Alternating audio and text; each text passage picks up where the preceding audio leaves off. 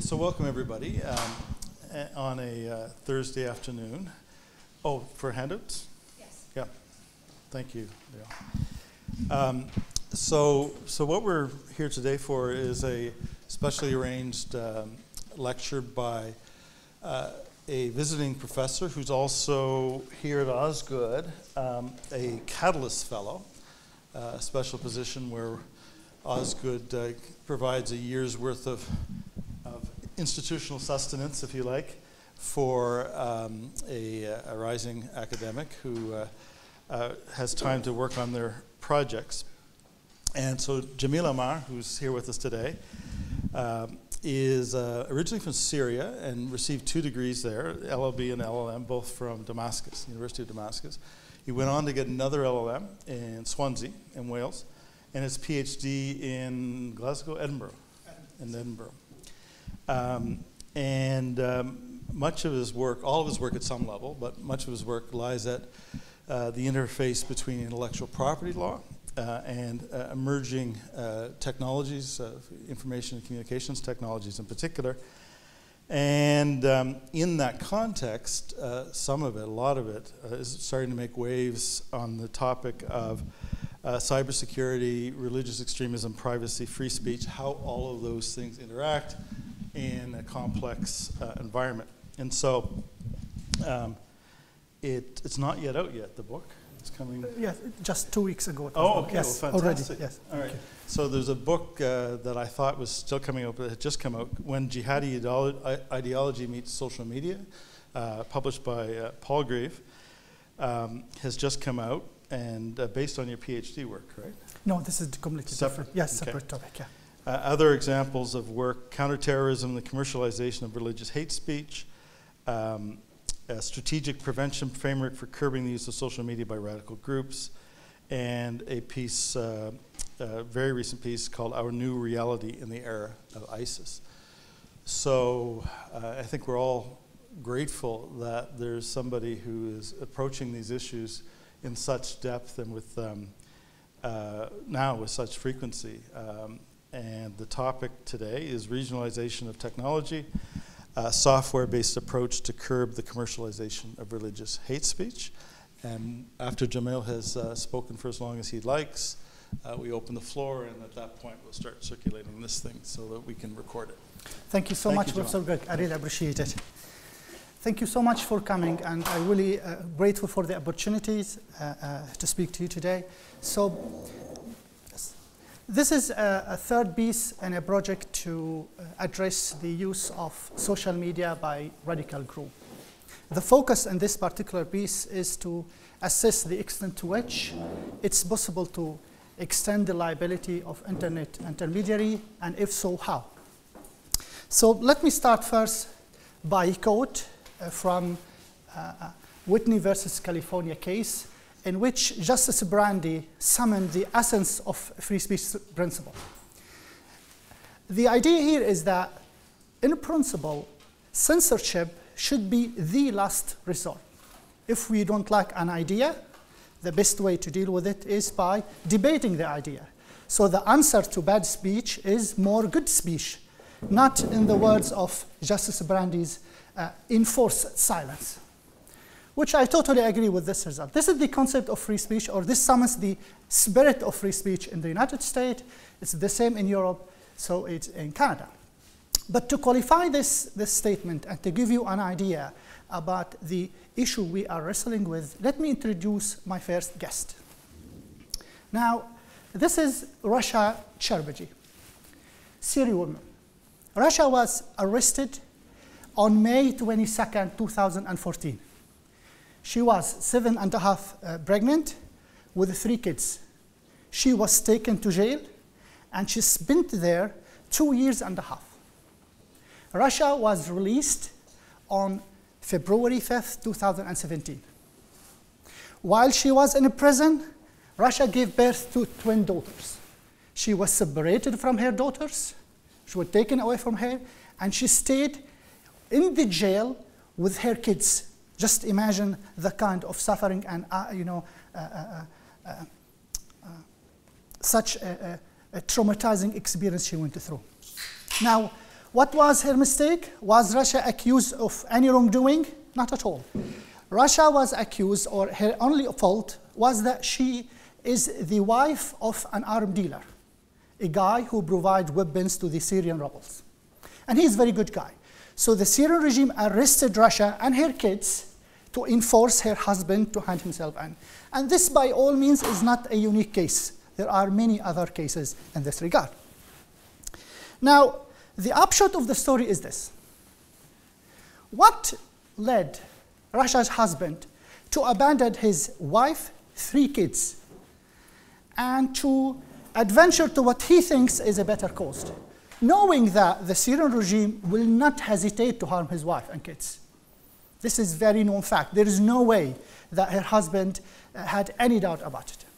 Now, during an interview published on YouTube, Russia was investigated, interrogated, whether did you have any doubt? Did you blame your husband while you are in the prison that he abandoned you? She was absolutely adamant that her husband did the right thing, and she was confident that he will never leave them for the safe. He will try everything he can to help them, and he did. Now, if you ask yourself how Russia was released from jail, her husband and other kidnapped other women and kids from area under the control of the Syrian regime to enforce the Syrian regime to release Russia and others. So that was the only language the Syrian government understands. There was no other thing. Now, let's ask this question. What sort of literature, propaganda, Russia's husband and Russia himself were exposed to make such decision? At the end of the day, to make the choice of supplying arms to a rebel group in Syria these days is very big decisions. So what sort of stuff Russia have read or witnessed to convince her that her husband didn't do anything wrong? She was adamant that he followed the right path. It's her duty, after all, to subvert her husband. Despite all the agony, still she was confident that her husband did the right thing. Now, to this end, I would like to share with you excerpt from a propaganda campaign conducted on Telegram by a radical group operating in Syria. Now, I'm following a number of groups for 2 years.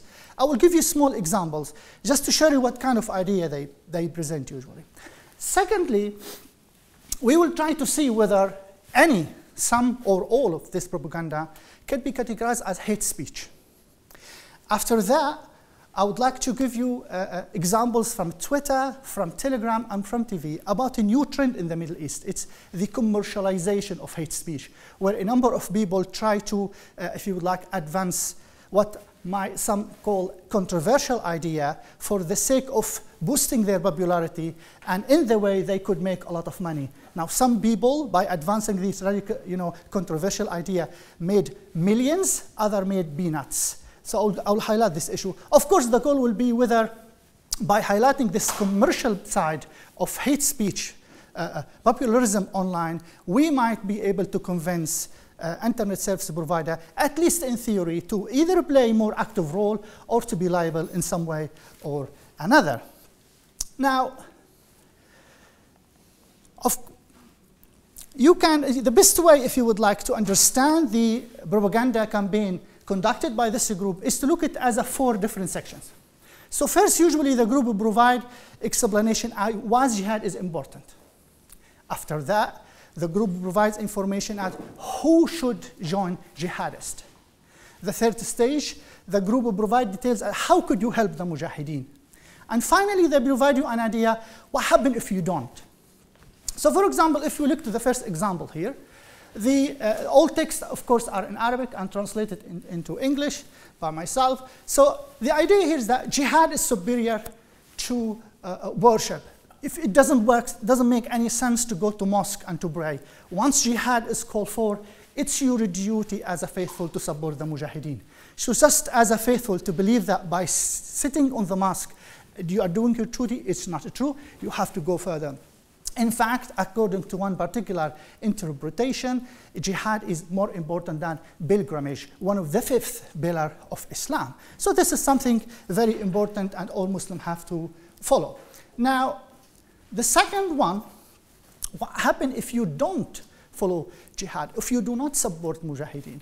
Well, the answer is very simple. If you don't neglecting jihad, you will be punished, possibly by death during life and in the judgment day. So you are doomed either way. Once the jihad is called for, you really have to go for it. Now, the third, now, we all have duties, we have responsibilities. Some of us have families, we have kids. So for those who have such circumstances, is it okay to think about your family, about your kids? Is it okay to consider, okay, if I join the mujahideen, I might be banished, I might lose my house, I might be injured, I might be killed? In the language of the group, this is a pure hypocrisy. The fact that you have a family, you have kids, you have a house, you might injured, you might lose something in your life, these facts are not enough. Again, once there is credible cause for jihad, you should abandon everything and go. For example, having a wife, having a kids is not a good excuse. And that's why for Russia and her husband, the fact that they raise family, they have 5 kids, this by itself is not good excuse. Because they consider that what was going on in Syria is a jihad, it's a war against a dictatorship, but it has a very strong religious character, and therefore, regardless of the consequences, Russia and her husband and many, many others joined the rank of the Mujahideen. Now, of course, this is a difficult task. I mean, it's apparently easier for a single man than a married one to abandon his life, his friendship, his relationship, and to join the Mujahideen. The second post here, for example, stresses this point, that it's tested from God. In fact, when we have responsibility, God is testing us. Are we going to abandon all this responsibility and leave everything and join the Mujahideen? And this is how we present ourselves as a true faithful? Or are we going to hide behind our responsibility, behind our family, and stating, well, yes, I understand you are fighting for the correct cause, but you know, I have kids to look after them. I have family, I have to look after them. So basically the idea here is that the more you question yourself, the less faithful you are according to the interpretation on this group. Now, who should join the Mujahideen? What about if you are sick? How about if you are disabled? As this post shows, that even if you are sick or disabled, you still can join the Mujahideen. So this is, of course, obviously pre-staged photo showing a disabled man using a machine gun to help the Mujahideen. Of course, the argument they advance usually that if you are sick, if you are disabled, you can perform different kinds of jihad. So for example, there are 39 principles of jihad. Number 33 is electronic jihad. So you can go online. If you cannot fight physically, you can spread the word. You can speak about the Mujahideen. You can defend them. So basically, the fact you are injured or you are disabled for any reason, it again is not good enough, is not a good excuse for you not to join the Mujahideen. Now, this particular example glorifies, if you would like, a Syrian family where the husband and the wife brought their son, a 17-year-old son, and they enlisted him with the Mujahideen. By enlisting, what does it mean? It's not like enlisting kids with a course. Enlisting here means almost certain death. When you take your 15 years old or 17 years old to such very hostile environment, he or she is likely to be killed very soon.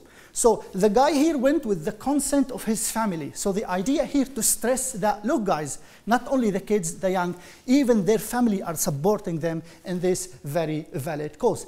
And after they enlisted their kid, they came back to say, you know what, we not only want him to be mujahid, we want him to be martyr. Here the idea, he could be inghimasi, the so-called inghimasi, or suicidal. The inghimasi, if the guy, after somebody blows himself up, the inghimasi come after that with heavy machine gun. So he is semi-suicidal, if you would like.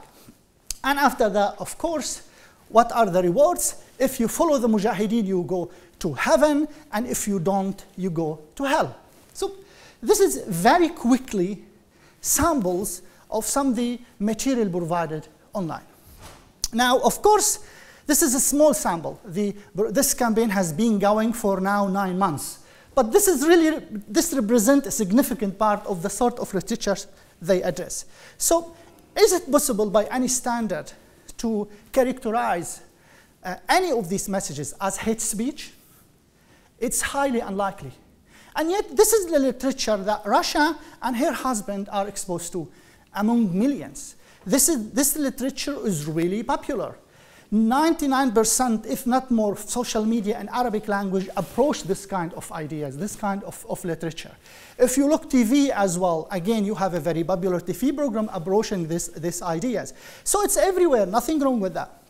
And if we go in more details to check whether, for example, as we saw in some of these examples, in most cases, it's abstract teaching as to the morality, the appropriateness of jihad, or the moral necessity to resort to force or to violence. But none of the, terrorist group were mentioned. For example, the Islamic State brands was not mentioned. Al-Qaeda was not mentioned. The group did not indicate the name of any individual to be harmed or to be killed. It's in general abstract teaching in all concepts. Now, if we have a very quick look about free speech norms, whether in the United States, be it in Europe, or even in Canada, the idea is simple. Now, abstract teaching in general is okay. Let me give you this example. Now, there is nothing wrong in believing in a set of controversial ideas. Say that some people believe that living under al-Khilafah is the way to go. From constitutional law perspective, from free speech perspective, there is nothing wrong with that. So long as the speaker does not go as far as preparing a group to enforce this idea. So long as the individual does not, or the speaker, to go to encourage others to commit violence, to use force to enforce this idea, there is nothing wrong with that. So to believe in something is okay, but to work, to exercise, to enforce your idea is something different. Now, it is possible to regulate or to punish speech in the United States, at least, providing two high threshold conditions are established. The first one is imminent lawless action. So the speaker here, the speak, should produce imminent lawless action. And in the vast majority of jihadi radical literature, they usually refer or rely on fatwa issued sometimes 500 years ago, 600 years ago, some of them 300 years ago, but still they are very effective and they yield result today.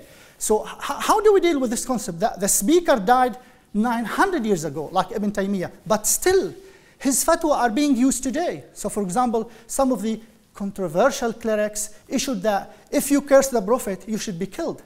A guy from Aleppo, 15 years old guy, was executed in front of his both parents. The same guy, Taymiyyah, said that a Muslim who does not pray regularly should be killed. We have documented video where people question whether they can pray or not, and they were executed. The same guy said that a Muslim that shaves his beard is likely to be an infidel. And you know, infidel, what does it mean? Basically, you will be given 3 days. Either you come to Islam or you'll be killed. So we have a number of very old texts, very well texts, believed by few number of people, but still those radical groups keep referring to these groups and they work upon them. Now, sometimes the speech itself might by itself have the tendency to incite violence. Again, the vast majority of speech by Wahhabi clerics online have the tendency to incite violence. When they go online, they start crying, grieving what's going on the Middle East, last decade in Iraq, now in Syria. But in principle, the tendency itself is not enough to punish speech or to regulate speech. The word here, the buzzword is concrete. You really need concrete evidence. Like a given statement might lead to real damage. So if I mention there is a Cohen case in the United States where, for example, a Jewish League allegedly planned to kill Yasser Arafat during one of his visits to New York. So this is what they said. So here the court said, because they allegedly planned in full details, and they said that if Yasser Arafat visited New York, he will be killed, and they prepared everything because the risk was unquestionable, unequivocal. In this particular case, it is okay in principle to regulate such speech. Absent of such certainty, you cannot do such thing. And in the vast majority of cases, radical scholars, Wahhabi scholars, avoid mentioning names. They do not mention his name. They do not mention a group. Now, this leads us to this particular case, which is very important. It's a Holder humanitarian project. In this particular case in the United States, the court faced this idea. Is it acceptable to provide legal, peaceful help to a terrorist organization?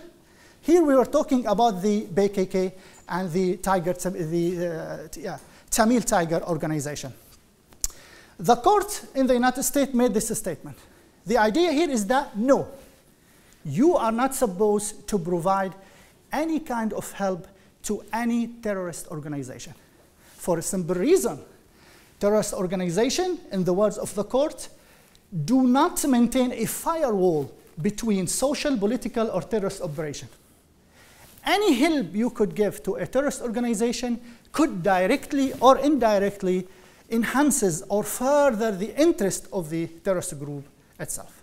Which leads us to this question. What do we do when we have this number of scholars who go online, who go on religious TV, YouTube, Facebook, and Twitter, and approach exactly, they use exactly the same ideological idea advanced by Al-Qaeda, the Islamic State, and others, but peacefully.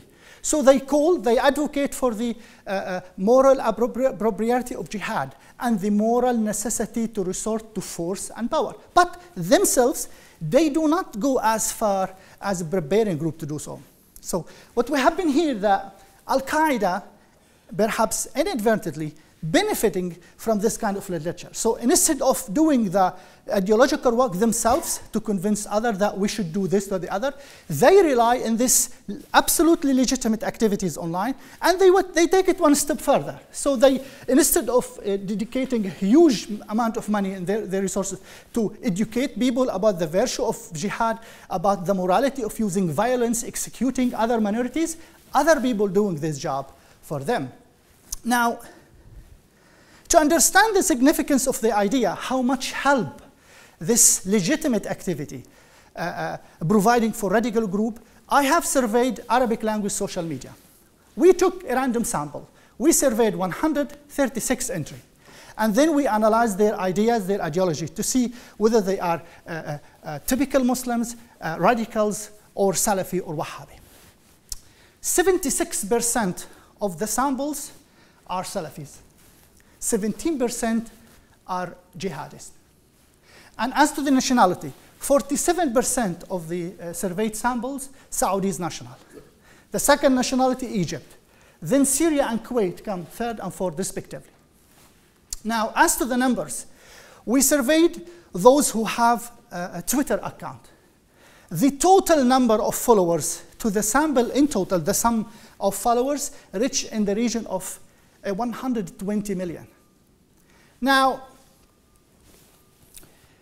what makes things even more complicated, not only that we have a significant number of very prominent Salafi scholars who advocate for the appropriate or the moral appropriateness of jihad and the moral or the necessity to resort to force and violence. What makes things even more complicated, that after the experience of the Islamic State, a number of radical groups, if you would like, have revisited their attitude.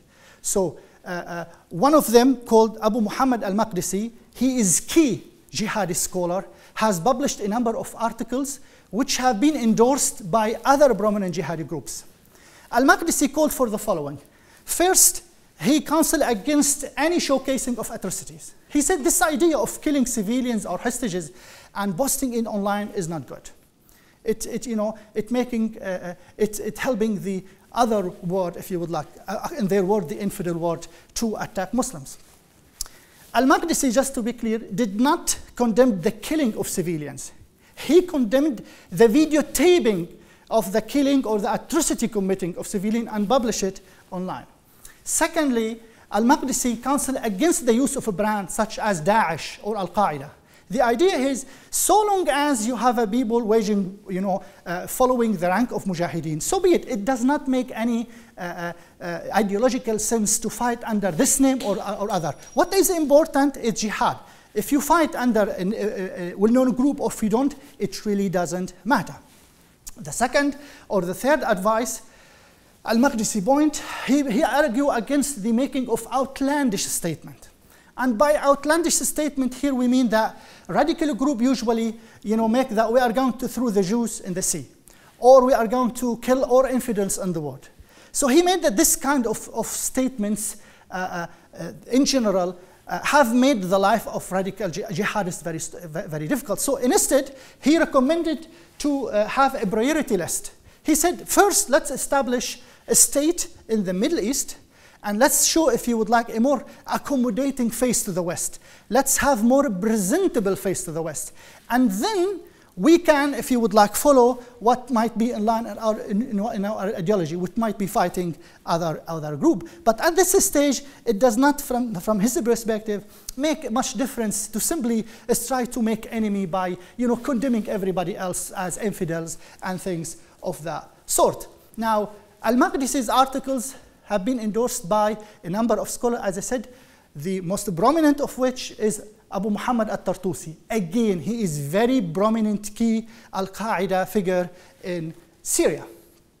Now, to give you an indication that it's not only about those scholars, Salafi scholars, who advance this effective, yes, peaceful ideology, which ultimately benefit radical group, the jihadi group are listening to this advice. So for example, this is one of the bots on Telegram where a number of jihadi groups, the title reads Jihadi Media, the problems and the solution. The idea here, the guy is saying that all Muslims, all faithful should go online. You should open an account. Do not say you are a jihadist or you support the mujahideen.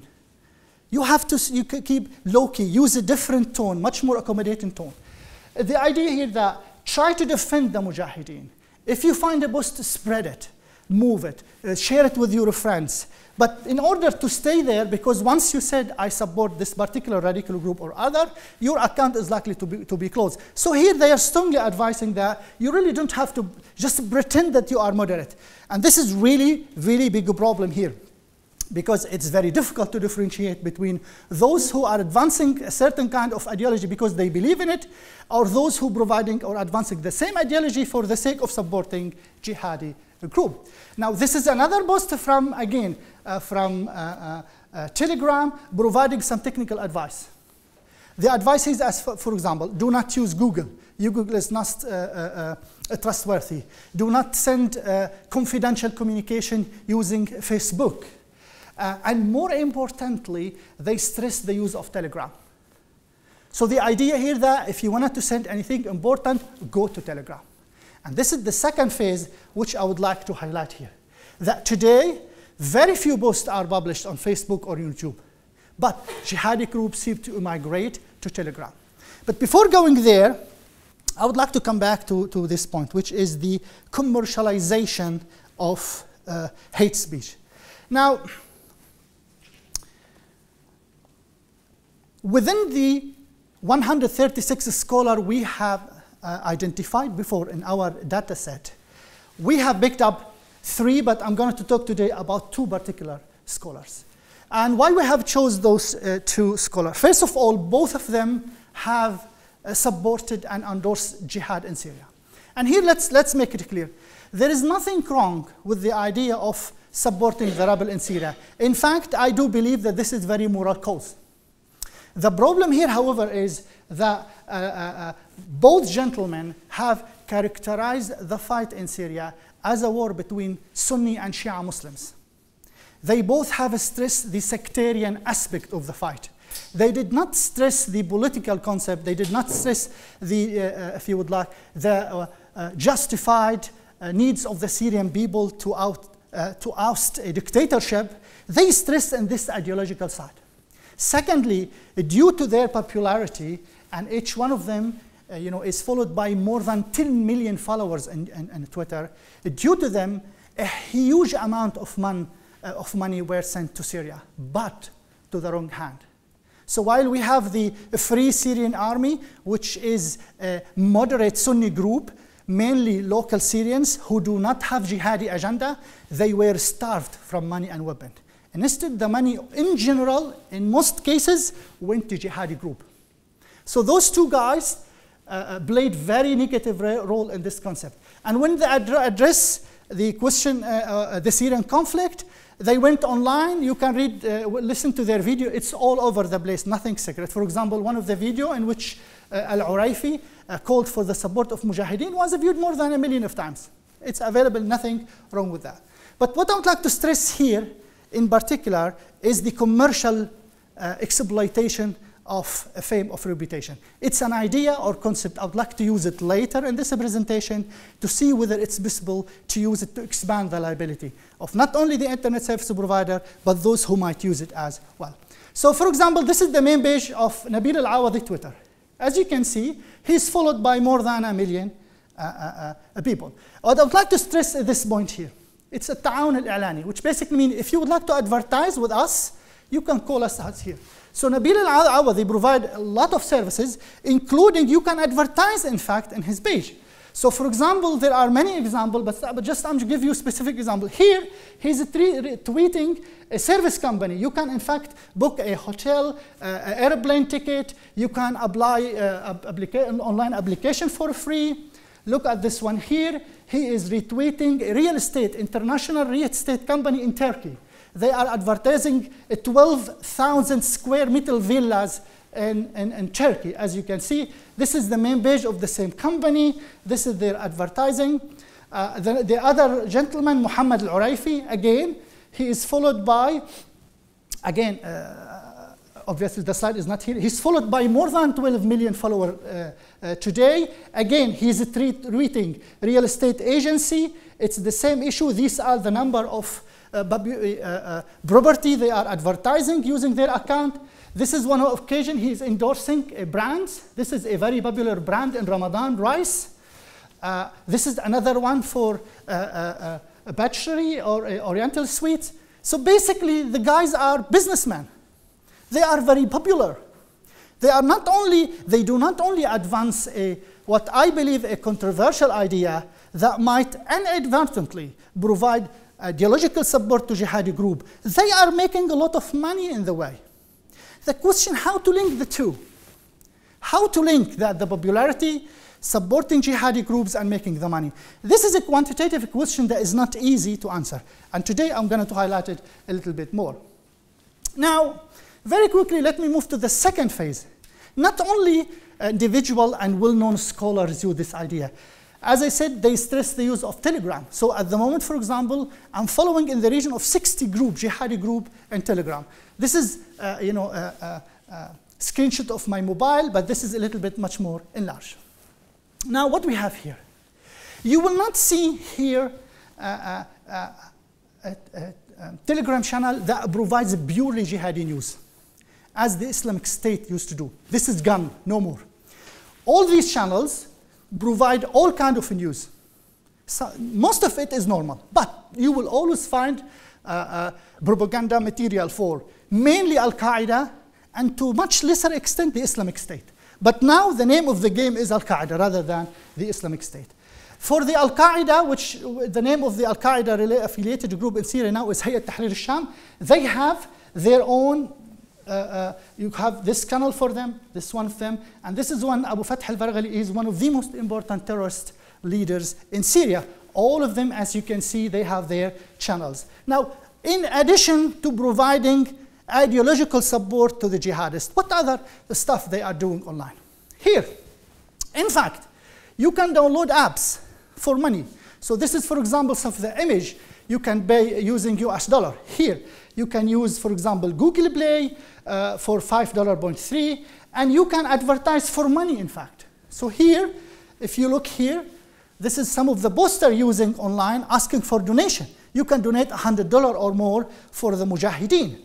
And all these channels here in Arabic telling you, if you would like to advertise of us, you can help you, you pay us some money, and we can help your cause. So I did contacted them a few days ago asking about the price. I thought it just might be a good idea just to see what sort of money we are talking about. And the other stuff, I wanted to know whether they use only cash or you can, in fact, send them money via the bank or the Visa card, just to understand from legal perspective how we can take things further. So luckily, I didn't expect them to answer, but somehow they answered. So you can get services that cost you between $50 to $400 per week. Out of the payment, I received the payment today in the morning, so I didn't have to upload it. You can wire the money. You cannot use a credit card or Visa card, but you can use this like a Western Union-like communication to wire the money to Syria, and they can provide you with any kind of service you want. Now, so as you can see, those group and others are actually benefiting a lot. They are making some money out of this by, advancing this school, some might think it's controversial school of thought, but they are not alone. After highlighting Twitter, the Telegram, I will give you one final example from TV. I'm talking here about Al Jazeera News. Now, Al Jazeera News is one of the best news channels in the Middle East. No questions, it has opened the boundary. They expanded the principle of free speech. The stuff you could watch on Al Jazeera, in so many cases, has open minds and help others to express idea. Al Jazeera has significantly, if you would like, pushed the boundary of free speech. But in so many cases, they went too far. And once this Al Jazeera start to struggle, I do genuinely believe they start to push this controversial ideological path for popularity's sake, because they sense that the vast majority of population prefer this kind of thought. So they start to accommodate or invite the kind of speaker that, they raise a kind of speaker that advance some kind of idea that are not common, if you would like to put it this way. So for example, this is one of this, Al-Muradi. He went on TV on the opposite direction, which has just 12 million followers on Facebook. 12 million followers. Al-Muradi said, in general, in the essence, that in fact terrorism is God's will. Terrorism is acceptable, justified in Islam. And he started his very controversial statement by saying that our project, which is to establish the Khilafah, is more important than making the image of Islam more acceptable for the US, Israel of Iran. Of course, this is like an hour or so conversation, but this is one example of the kind of literature ideas that advance on TV, on Twitter, on social media. Now, the impact of those scholars in shaping the public opinion is unquestionable. So, in 2015, after ISIS has committed a significant number of atrocities, Al Jazeera raised this question in Arabic. Do you think that the advancement made by the Islamic State in Iraq and Syria are in the interest of the region, the Middle East? As you can see, 56,000 people voted. 81 of them said yes. 81% of them say yes. And that's the point I would like to highlight. Now, due to the influence of scholars such as Al-Urayfi, Al-Awadi, I highlighted, and Al Jazeera News, many people led to believe that, in fact, Al-Qaeda and the Islamic State are not bad after all. Now, they might disagree with them in the tactic, not in the principle. So yes, we agree with you that this is the way to go. This use of violence is justified. You might take it a little bit too further. They might don't like what the Islamic State has made so far, but in a principle, they don't go as far as saying this is wrong. And I'm not talking about the majority. I'm talking about a non-negligible minority. So we are still talking about millions here. It's not, because the thing we have to keep in mind that the vast majority of Muslims are not Wahhabi. And the vast majority of Wahhabi are not terrorists. They are peaceful people. Okay? But this small majority, they are still large enough to influence and persuade the public. And this is by all standards, it's a scandalous result. That 80%, almost 40,000, believe that ISIS is or represent, if you would like, some kind of positive social value or religious value. Now, where do we go from here? Obviously, the vast majority of scholars are looking at the internet service provider. They should and they could do more to curb the dissemination of religious hate speech. But how? At the end of the day, from legal perspective, let the technological side, from legal perspective, it is very demanding. It is very difficult. So for example, under the United States law, it's in Canada or in the Europe, internet service providers are not, if you would like, required to monitor the internet. This proactive monitoring requirement are not there. It's against the law. You cannot do that. Plus, there is no software that you could simply program fair use principle. So once you get to this automatic algorithm, you might stifle competition. There are a lot of stuff that should be accessed by others. So you always need some kind of human intervention. And there are a number of cases, for example, where in principle, for example, the European Court of Justice of the European Union made it clear that you cannot ask internet service provider at their own cost to, for example, install algorithm that scans all information posted by all users all the time. You have to be a little bit more specific.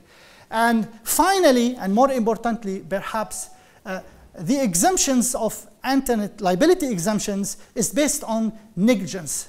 An internet service provider should have actual or constructive knowledge to delete information.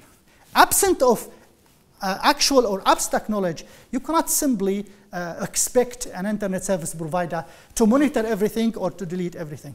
And here, this is really important point. I mean, in Delhi, a number of terrorists use Google Maps. Do you expect Google to be responsible for such thing? Number of people use Twitter. Millions of people use Twitter. But very few of them, handful of them use it for, if you would like, malicious purposes. But again, you cannot blame social media as such. And that's why when dealing with radical or hate speech, the internet service provider in general are desperate not to appear as knowing what's going on. They don't like to know what's going on. Once they know what's going on, they would be responsible from legal perspective to delete the speech. So what do we do? Now, I think the idea, the internet service provider at the moment are looking to the wrong corner. At the moment, they're using artificial intelligence, machine learning, to come up with an algorithm that analyze the content of the entire internet. So they wanted to scan everything under the sun, which is too much, too expensive. They have established something called Ashes 2 years ago, where a number of images could be deleted automatically. But in principle, the idea here is to find a holistic algorithm that anything published online could be scanned. And I think this is very difficult. The technology is not there yet. And one of the statements they use, for example, is this. Consider this sentence. Proud Jews, haters gonna hate. So long as you cannot teach a software that this is not hate speech, you cannot trust technology. And at the moment, it's very, very difficult to teach a software that this is not a hate speech, because it has Jews, haters, hate. So no matter how sophisticated the technology is, still it's not capable of regulating hate speech algorithmically. You have to scale it down somehow. And it's from here where I'm going to highlight this, my idea here. Now, when we talk about radical or religious hate speech with particular focus on jihadi group, we have to keep this in mind. First of all, jihadi groups base their ideas or ideology in a number of reasons. One of them, for example, the invasion of the American of Iraq. You have a number of socio-economic factors. But one of the most dominant factors is the historic tension between Sunni and Shia. Last decade in Iraq and this decade in Syria, they exploited this fault to the great efficiency. They have massacred thousands and thousands of people in both countries using this historic ideology. Now, jihadi groups, most of them are Wahhabi. Wahhabi means Salafi. Salafi means they literally interpret the text. So they wanted to apply the faith exactly as it was interpreted 1500 years ago. To this end, they always refer to the same kind of fatwa, text or religious verses or Quranic verses. So they have a set of scholars they always use. If you go, for example, to Manwar al-Tawheed or Jihad, this is the must-go place. The most trusted jihadi scholars post their material here. So instead of looking into an algorithm that scanned the entire, if you would like, online environment, why don't we be more specific? And we list all those, if you would like, must-read jihadi scholars, their fatwas, their literature that are being cited day and night. It's the same people, the same literature. We scan it against a different kind of technology. And here I would like to thank my colleague, Professor Sabatrici, for raising some issues related to machine learning technology. So I'm really grateful, Sabatrici. So here, it's possible, in fact, to scan this literature in the same way YouTube ID system works. Now, YouTube ID system works this way. Say you have an article. Once you upload it online, you have the right to scan it against YouTube database. Once it's scanned there, nobody can use it again without your permission.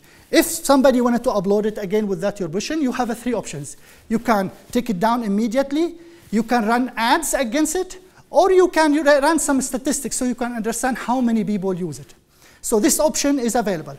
The idea here is that if we can scan all must-read jihadi ideology literature, scan it in the same way, and then we use three kinds of technology. The first one is the content-based filtering.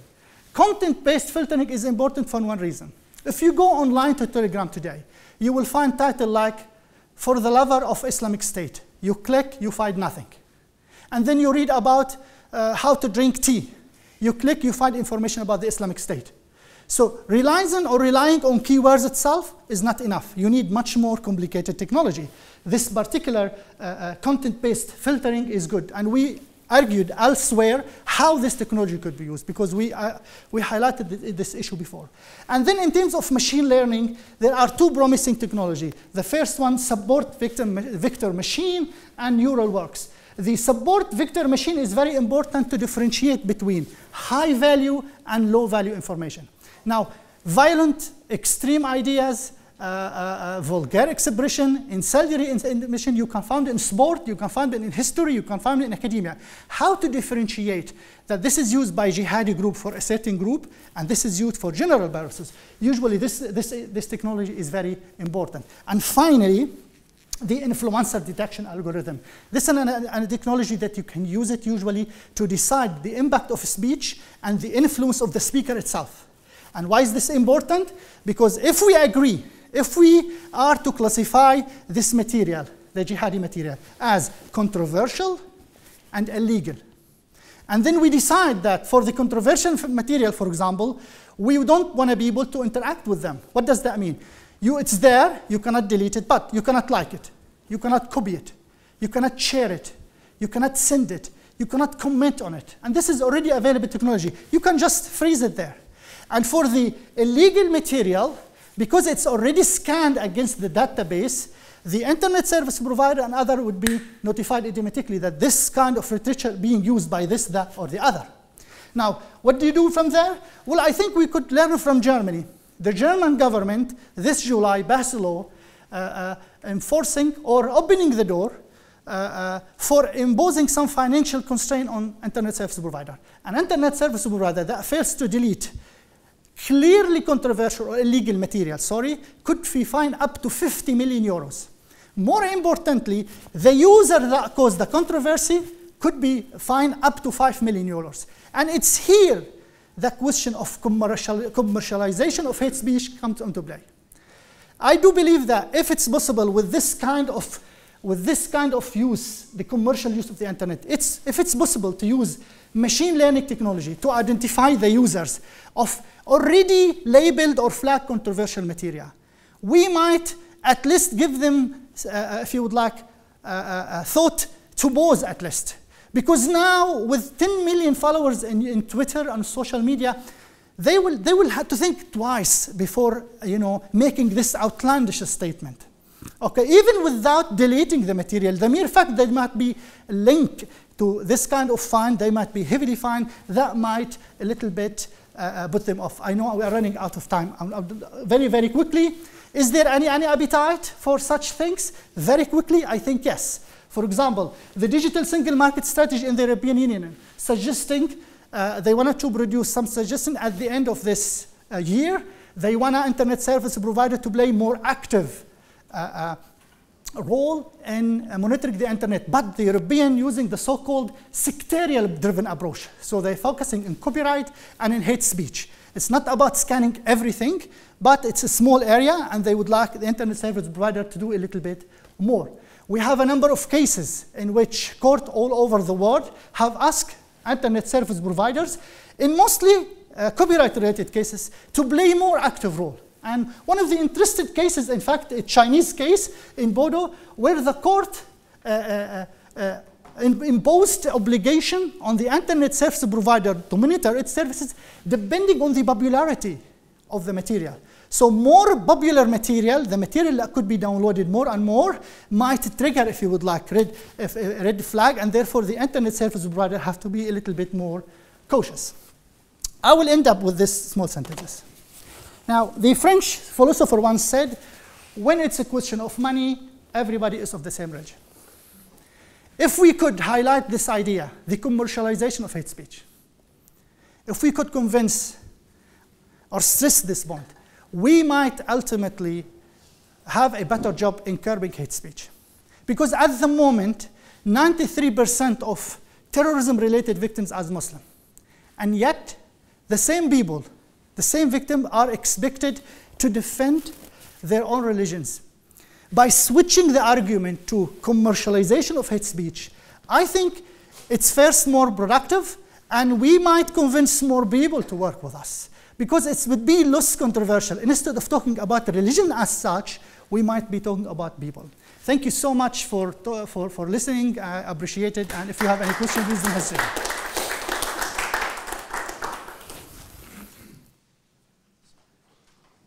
Now you know why I said it. It's a great thing that somebody is doing this kind of work. This is absolutely amazing. So I'll sit here and sort of direct traffic, but would anybody like to start off? And then once I point somebody else out, you can pass it on to the next person.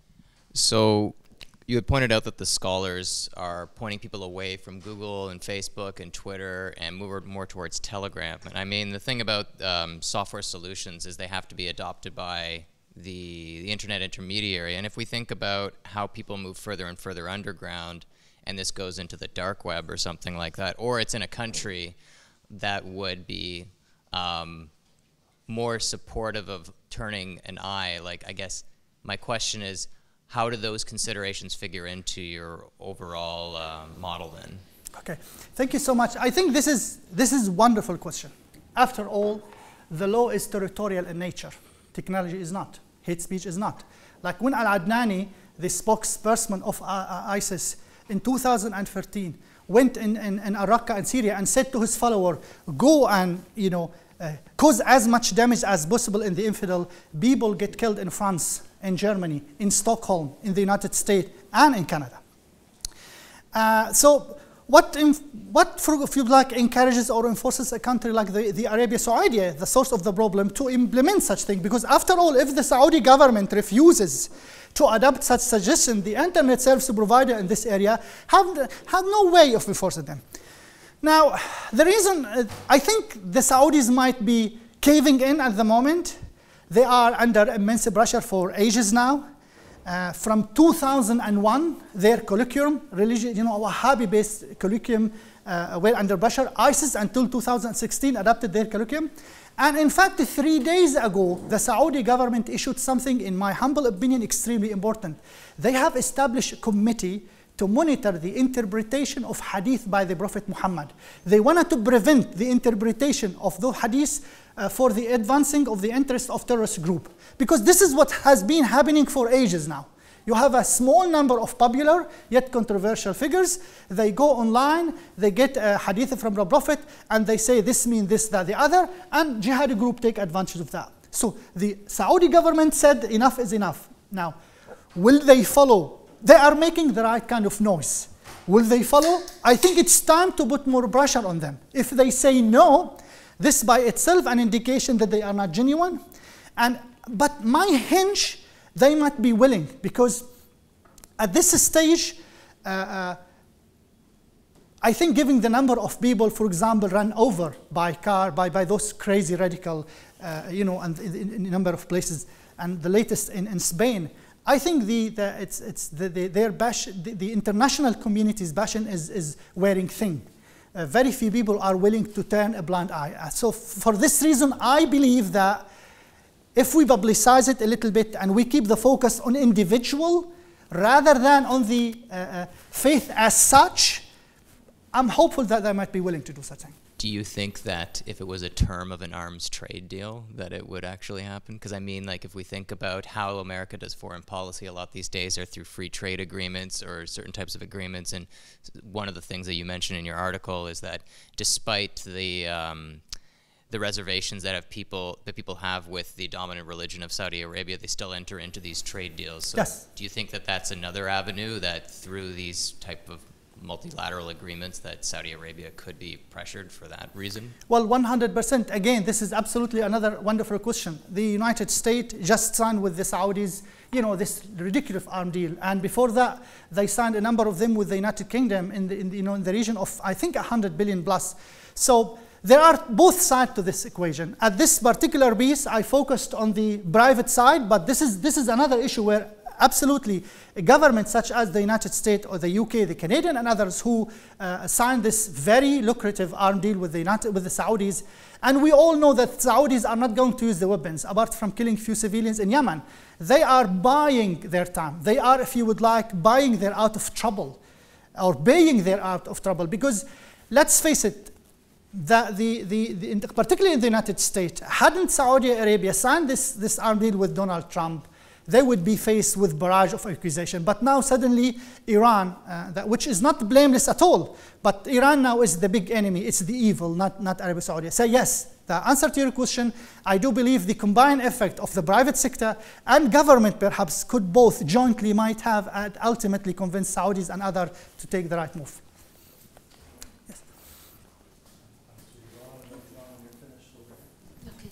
Hi, thank you so much for your presentation. I was enthralled. It's important to get this information. From the humanities side of the aisle, I have to say, I'd like to find out more about your research plans in terms of knowledge transfer. So, for instance, you've talked about how some governments are responding to this knowledge.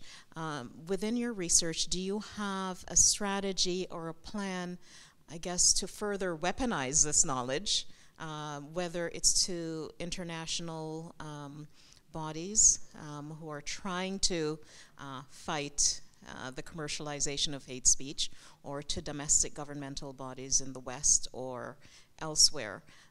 Is there a plan of action in terms of knowledge transfer of what you've discovered, the information that you've learned from doing your research, and to bring that knowledge so that there can be greater advocacy to utilize this information in the fight against the commercialization of hate speech? Thank you so much. This is a wonderful question.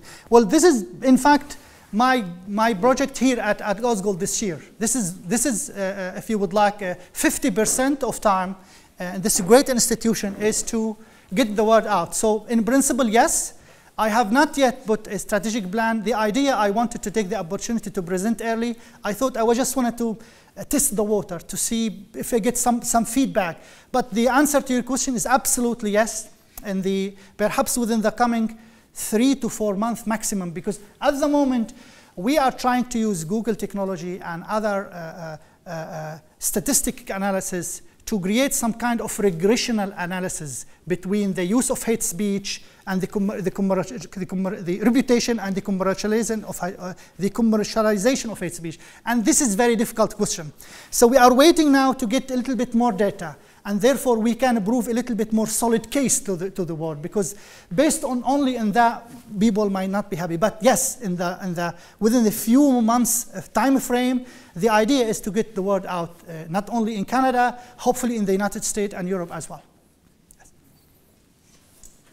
Hi, my name is Jake, first year PhD student. Thanks a bunch for the great presentation. I learned so much from this. It has a lot of, there's a whole lot to think about.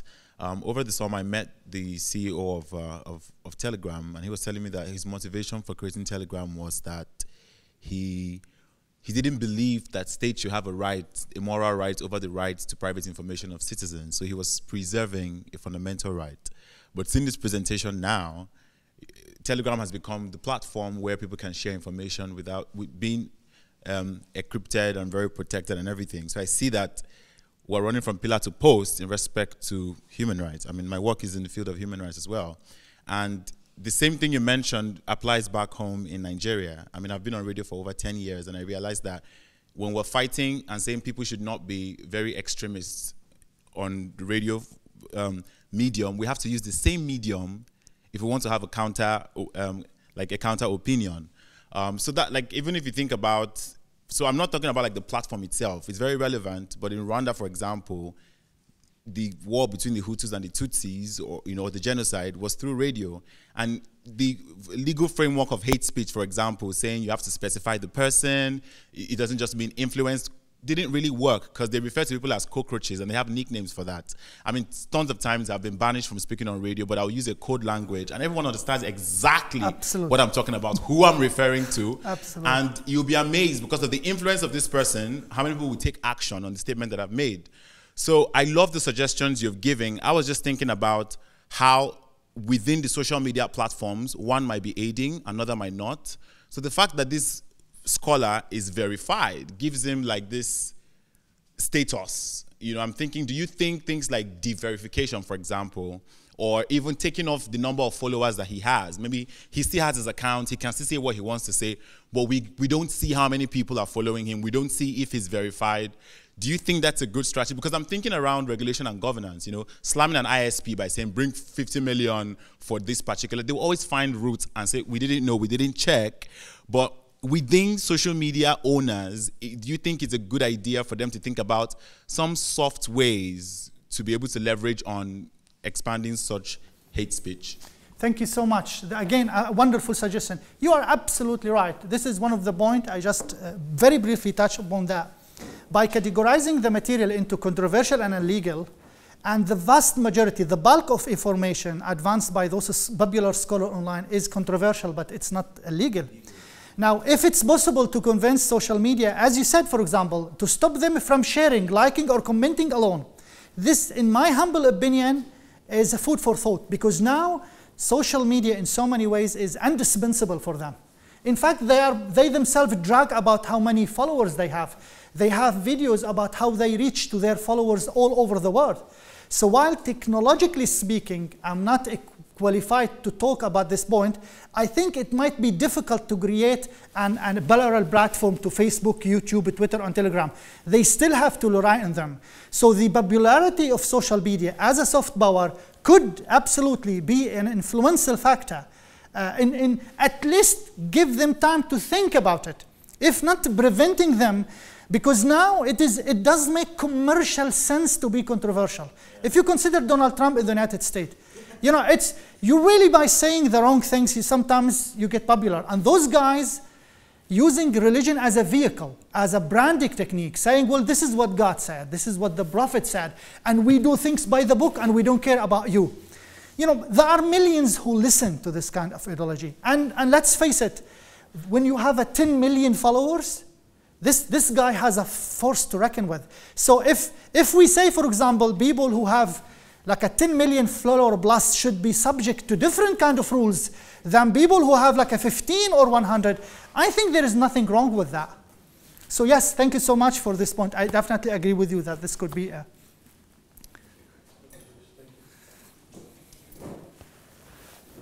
Thanks, Jamil. This is great. So I've only spoken to you a little bit about this, but I didn't know about the commercialization aspect. So thinking about this quote, my question is, So when you look at the commercialization aspect, do you know more, or can you say more about people who are advertising, who accept the invitation to advertise on someone's Twitter feed, etc.? Now, you know, so far we can look at this in terms of free speech and religion, but I think your emphasis is to look at it in terms of money. Yes. Right. So do you think people who are advertising on one of these scholars' pages or feeds, are they doing it because it's an opportunity to access millions of people, or is there also some kind of a sympathetic connection between those businesses and the agenda of the scholars and the terrorist groups they support? So is it purely a monetary connection where the scholar gets a cut, or is it also some kind of sympathy, in which case is it possible to track money and track sympathy by labeling the businesses that are accepting the invitation to advertise on these pages? So then you'd be creating a map of businesses that have some kind of a monetary but also a sympathetic connection with groups that are religion and free speech based. So do you know anything about what the connection between these groups is? Well, thank you so much. Now, I haven't thought about it this way, but what I can say at this stage is that I guess it's the second, which is some kind of commercial and some kind of sympathy to this kind of ideology. And the reason I'm saying that, after following those like 60 groups for now, 4 months, some of them for 2 years, they are, the 61 I'm following are classified into 3 big collections. Every 15 or so group, they have admin. This admin have something called listing, and they call it the Islamic listing. So in the beginning, they don't advertise anything to do to music, for example, or art. They stress the Islamic ideology according to their interpretation. Now, if you are to advertise with them, you could, for example, first join one of those groups, or they might introduce you to other groups. Now, how they are doing, technically speaking, is a bit tricky, because in Telegram, for example, you have the right to add 200 followers. But more than that, you have to send them invitation. Because those 15 channels are under the control of one admin, due my experience, in every single channel you use, they send you a link to another channel. So within like 15 days or so, you would be automatically, by just clicking, you will be member by all this group almost automatically. The first point here is that if one of those group is closed down for publishing controversial material, as is the case, automatically another group will use the same information and saying, by the way, you can visit this site. Commercially speaking, I do feel that with this kind of behavior, given the advice of the Tartusis and the online that use this soft approach, do not publicly advocate for Al-Qaeda and others, I do feel it's both. It's the commercial side and it's the ideology side, because again, one of the most important aspects of jihad is finance. So by advertising with them, in fact, you are financing them. So if you cannot fight, you can advertise. So in my opinion, this is one way of financing jihad indirectly. It's like, if I give a different example, for 6 years, the Qatari government, for example, intervened for humanitarian reason to, for example, release hostages kidnapped by Al-Qaeda in Syria. So the first time Al-Qaeda kidnapped 2 Italian nuns, Qatar paid $30 million cash to Al-Qaeda. After 6 months, they kidnapped 44 soldiers from UNIDOF. It's a United Nations related organization. And Al-Qaeda said, and Nusra said, we are not going to harm them.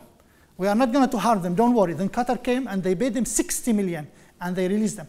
So in my humble opinion, this is an indirect way of financing the Mujahideen, or so by kidnapping those guys and then they release them, then Qatar says, well, we are the good guys, we are not to pay them. So back to your question, Sabatrishi, I think it's form of commercial, of financing. How to prove it? I hope within the coming 2 months I would be able to collect more data. But at this stage it might be a bit difficult, but this is perfect point. Thank you so much. Thanks, Jamil, also for the Thank presentation. It was a real workout just listening Thank you. to all the ideas. But I had a couple questions. One was, if you were sort of, again, focusing on commercialization, could you see then the extension of this, apart from religious hate speech, just to the attempts to decommercialize hate speech say in this context, you know, like with American and Canadian news outlets and networks, and would that kind of extend similarly here? And then also, you had mentioned at one point the idea of the material support that comes through the networks and the calls to action and financing, and the idea that the money was going from into the wrong hands, but that it could have gone into the right hands. So do you see one consequence of this, say, a successful system like this coming to pass that would actually help facilitate money going into the right hands, like you had mentioned with the People's Army? Or is there there's a distinction between the hate speech and then sort of any call to using violence, you know, where actually the money wouldn't even go into the quote-unquote right hands? Thank you so much. Again, wonderful thought. Now, my quick answer to the first leg of your question, I don't think so. And this is part of the regionalization aspect. I think this is a problem related more to the Middle East. I'm not sure it's possible to apply the same system, particularly to normal speech, not religious speech, in Canada, United States, and others. Because in this part of the world, you have much more robust, well-established, free speech-related communities. The society, in more ways, more equipped and therefore capable of rebusting, or if you would like, a controversial idea. Free speech here in so many ways. Consider Christianity or Judaism. I mean, they are both exposed to all kind of criticism. But the problem in the Middle East, if you criticize Islam and you are in the wrong place, you end up playing with your own life. This is very risky business. Plus, the themes terrorism and terrorist are heavily politicized in the Middle East and grossly misused. In that part of the world, all dictatorship, autocracies and theocracies, they all depict all kind of political dissensions as radicals. So even if you are as agnostic as a man could be, if you oppose a dictatorship, they will accuse you as being radical. So now when people hear something about terrorist or terrorism, in most cases, this is a sign of vindication. That people don't get the same sense like here, despite, of course, all the atrocities committed by ISIS and other. But again, many people still remember that the American invasion of Iraq caused in the region of 500,000 children starved to death. They all remember that, for example, the Russians are helping the Syrian people, and they killed, we don't know the number, but they killed a huge number of them. So as to the first side, I think this problem is related only to the Middle East, and the idea of censorship, in my humble opinion, should only try it in the Middle East, not in other world. I'm not a great fan of censorship. That's why I use Germany as an example, because the German, given their, let's put it this way, colorful history, they learned the lesson. And that's why they are one of the most aggressive here. And that's why they say the internet service provider could find up to 50 million. And the causer or the user himself might be, fined up to 5 million. And I think we in the Middle East, particularly in the Arabic language social media, we should follow the same food. Because let's face it, this area of the world is the cause of much of the trouble related to this kind of issues. Now, as to the second leg, which is it's possible to channel the money to the right people, I think it is highly unlikely. I do believe that, all considered, radical groups are much more well-established, well-financed, well-connected, and I have little hope that it's possible to use such. Look, if you go to the 80s to now, the trajectory of terrorism is up. In the 80s, the American and the Saudi established the Mujahideen army in Afghanistan to defeat the Russian. 10 years later, they hit in New York. 10 years later, they hit in Iraq. And now they hit in Syria. So yes, you have these waves. Like at the moment, for example, internet service provider, social media platform would like to think they have done a great job. They have deleted this, that, the other. It's hit or miss. Like after 5 years of keeping of all controversial material for ISIS, I have highlighted much of it on my book. And then YouTube decided to delete the entire archive of the Syrian war. Even the archive used to prove war crimes committed in Syria. So using this algorithm, they deleted the whole thing, and then they apologized. So what I'm trying to say here, quick answer is very difficult. I hope, but I'm not optimistic. I just wanted to respond to the points okay, good. Like the point about the Saudi setting up a committee to look at the interpretation of Islam. I think that was tried in my country, Nigeria. There were some wins to it, but there were also losses because the people who were interpreting it, the scholars who are Qadis from the Customary Court of Appeal, for example, or from the Islamic court as we have it, were interpreting based on the Maliki school or the Zahiri school of Islam that we practice. So things that were the government thought would be interpreted in the favor of being liberal were actually became more rigid. So I don't know if that would, I'm sort of looking forward to how that would pan out within the Saudi space. But to answer your question, in Nigeria, for example, tons of people who have millions of followers who also propagate these very extremist views. Some of the businesses don't care about, they just care about the numbers. I don't know if they don't care about who you're promoting. It's capitalism. Absolutely. They just want to get their brand out there. So you have banks, you have universities saying, oh, we're calling for papers on the platforms of these extremist folks, and nothing is being done about it. The only luck for us is that groups like Boko Haram are able to propagate their work on social media, but the population of people who are on social media are not as much as the people who have access to radio. So Boko Haram cannot have their own radio station, for example, but they can have their own Twitter page. Facebook has a really good model that I think Twitter hasn't used effectively. For Facebook, you can't have more than 5,000 friends. The moment you want to go past that, they ask you to create a page. Once you create a page, everything becomes commercialized, whether it's religious or business. So you have to pick what your page is about, maybe, promoting religion or a hairstyle salon. Any post you make there would not be, it will be de-optimized. So it's not going to be made public except you boost and pay for it. I don't know how Twitter works with its own, because I don't see Twitter as, I think anything you post gets posted. But for example, if you have a page on Facebook, the moment you post anything there, you have to put in money for it to get optimization. But within your friends of 5,000 maximum, whatever you post is whatever you post. And even at that, which is good and is bad, Facebook does this thing where people who see your post are people who are thinking in the same direction. So people who are very extremists in their thinking, or like in the US, for example, people who are more blue or red-sided, we only see the same color of what they're interested in. Twitter doesn't really have that. So again, this is why I say when it comes to regulation, within the social media space, these ISPs and everything, there has to be something within them to leverage these issues. Because I think for Syria and the US, for example, it seems like there are strategies to make it better. But where I'm from, it's just a complete new area. The government doesn't even, that's why governments like Cameroon and Nigeria will just shut off the internet, because they don't understand how this works. Just cut the whole blood thing, like we don't want to have the internet anymore. And it's a very difficult thing to stand there as a human rights activist and say, no, people deserve access to internet, but then they show you stuff like this. So I think the model between Facebook and Twitter, I think I might be able to look at that a bit more, but I think Facebook has a really strong grip on this.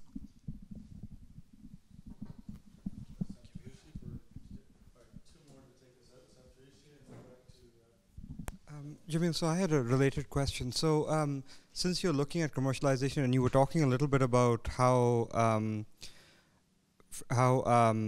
fair use and the copyrightability of certain kinds of words and phrases might be in question, but as you noted, it's very hard to program speech, to get neural networks to recognize speech.